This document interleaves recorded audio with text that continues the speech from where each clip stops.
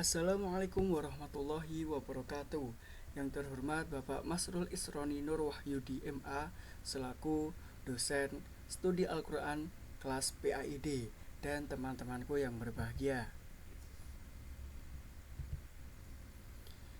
Saya Ahmad Ilham Fatoni, perwakilan dari kelompok 4 yang beranggotakan 1. Qurratul Aini, 2. Muhammad Barul Ulum, yang ketiga Ahmad Ilham Fatoni, yang keempat Mita Gerisa Sari.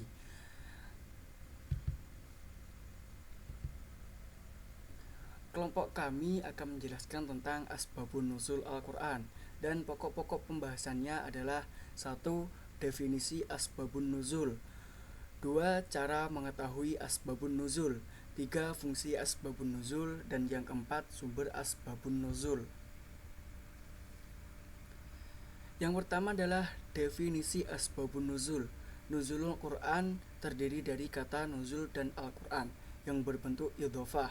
Penggunaan kata nuzul dalam istilah nuzulul Quran, turunnya Al-Quran, tidaklah dapat kita pahami maknanya secara harfiah, yaitu menurunkan sesuatu dari tempat yang tinggi ke tempat yang rendah, sebab Al-Quran tidaklah berbentuk fisik atau materi. Sedangkan asbabun nuzul adalah idhofah yang terdiri dari kata asbab jamak dari kata sabab atau sebab, alasan atau i'lad. Sedangkan nuzul berarti al-su'ud yang berarti turun, sehingga asbabun nuzul secara literal berarti sebab turunnya satu atau beberapa ayat Al-Quran. Asbabun nuzul menurut para ulama sebagai berikut. Yang pertama, menurut Muhammad Abdul Halim Al-Zarqani, asbabun nuzul adalah suatu peristiwa yang dapat dijadikan petunjuk hukum berkenaan dengan turunnya suatu ayat. Yang kedua, menurut Subhi As-Salih, mengartikannya sebagai suatu pertanyaan yang menjadi sebab turunnya ayat sebagai jawaban atau sebagai penjelasan yang diturunkan pada waktu terjadinya suatu peristiwa. Yang ketiga, menurut Hasbi As-Siddiqi, mendefinisikannya sebagai kejadian yang karenanya diturunkan Al-Quran untuk menerangkan hukumnya di hari timbul kejadian-kejadian itu dan suasana yang di dalam suasana itu Al-Quran diturunkan. Selanjutnya adalah cara mengetahui asbabun nuzul. Untuk memahami asbabun nuzul, tidak ada jalan lain kecuali mempelajari sejarah melalui pendekatan riwayat yang sampai di hadapan kita, yang tersebar luas dalam berbagai kitab hasil karya para ulama, melalui periwayatan dari para sahabat yang menyaksikan langsung peristiwa yang berhubungan dengan ayat-ayat tertentu, atau para ahli yang telah melakukan penelitian secara cermat dari kalangan tabi'in dan para ulama yang dapat dipercaya.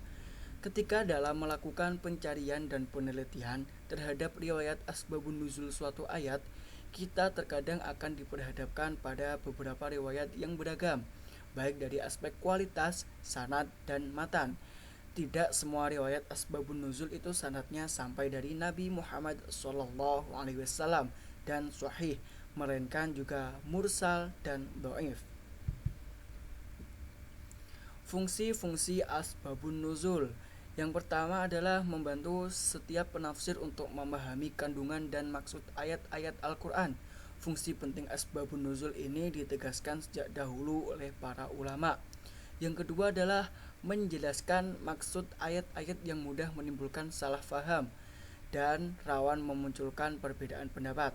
Seorang penafsir dapat saja keliru memahami maksud dari ayat-ayat Al-Quran atau menerima pesan yang berbeda dengan yang dimaksudkannya. Yang ketiga adalah menjelaskan hikmah dari perintah atau ketentuan hukum yang diturunkan Allah.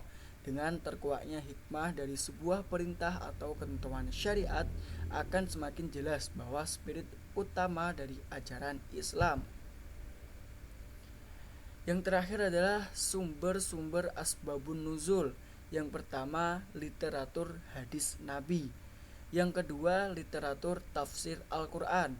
Yang ketiga, literatur sejarah seperti buku-buku sejarah. Yang keempat, literatur material substansial dan literatur konseptual metode.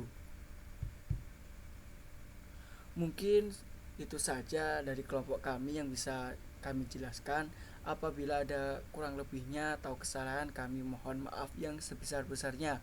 Dan apabila ada yang belum jelas, bisa ditanyakan di diskusi grup WhatsApp.